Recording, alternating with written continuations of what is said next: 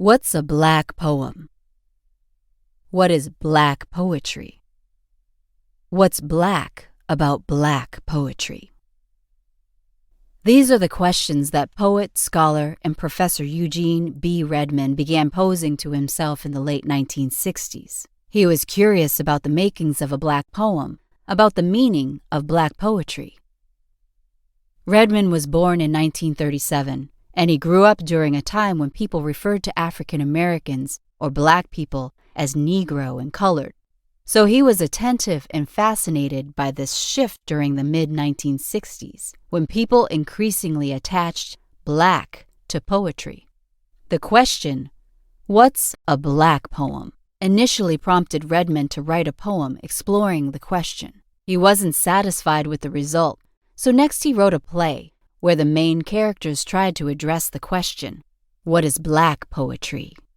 After that, Redmond wrote an extended essay working through questions concerning the history of black poetry. And then, Redmond produced a short manuscript, which he submitted to a publisher.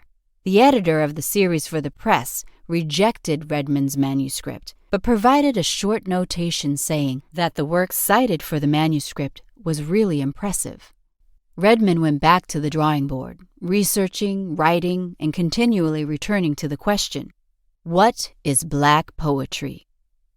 In 1976, he published his book, Drum Voices, The Mission of Afro-American Poetry, A Critical Study. The book was published by Doubleday Anchor. To this day, many literary scholars and commentators view Redmond's Drum Voices as the single most important book-length history of African American poetry. Redmond charts the works of dozens and dozens of black poets, and he traces the history of African American poetry from its folk roots up to the then-present of the 1960s and 1970s. And to think, this wonderful, expansive book began with Redmond's basic yet weighty questions. What's a black poem? What is black poetry? What's black about black poetry?